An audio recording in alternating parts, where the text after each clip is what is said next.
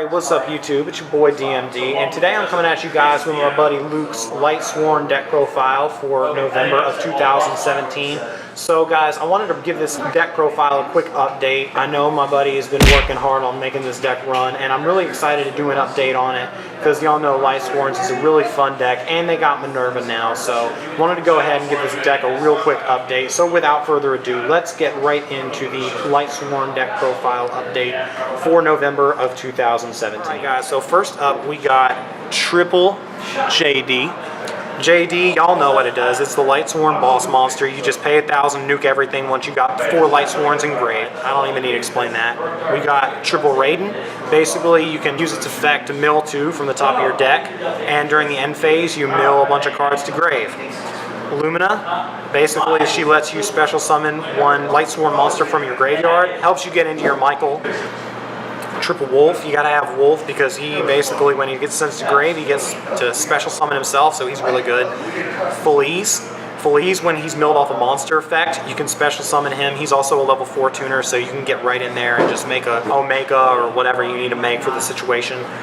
1 Lila, just because we need those Lightsworn names engraved. And then we've got the 1 main deck Minerva, not the super duper good Minerva, but she's a level 3 tuner and she can help us make Michael. Alright guys, onto the supporting engine, we've got triple copies of Predaplant Orpha Scorpio. If it's normal or special summon, you can special summon a Predaplant monster from your deck by sending a monster from your hand to grave.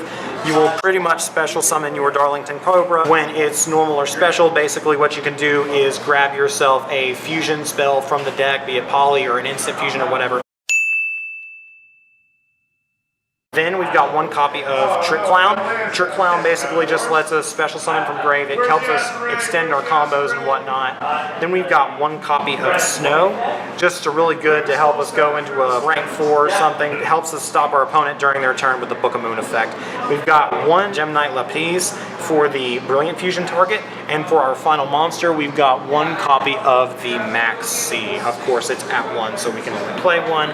So that rounds up the monsters. Alright guys, so moving on to spells. We've got triple copy of Charge of the Light Brigade. It's really good that this card is back at 3 because now we have a lot more ways to search our Lightsworns that we need and to get our pieces engraved. We've got triple copies of Solar Recharge.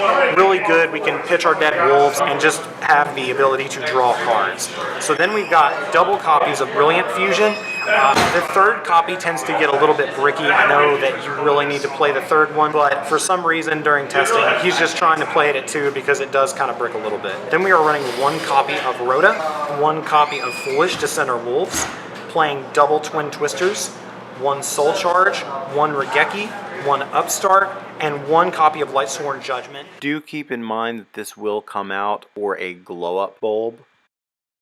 Alright guys, so moving on to the extra deck, we got our 1 copy of Decode Talker. You know, it just helps us make a bigger board and just helps us get into our plays so we can go off.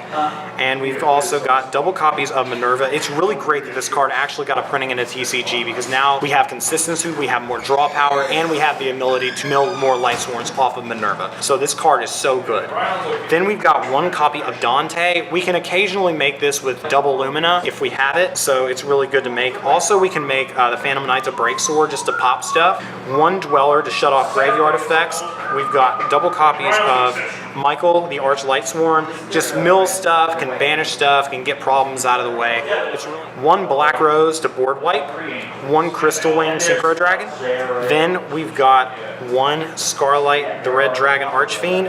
Basically just blow up all your opponent's special summon monsters and burn them for a ton of damage.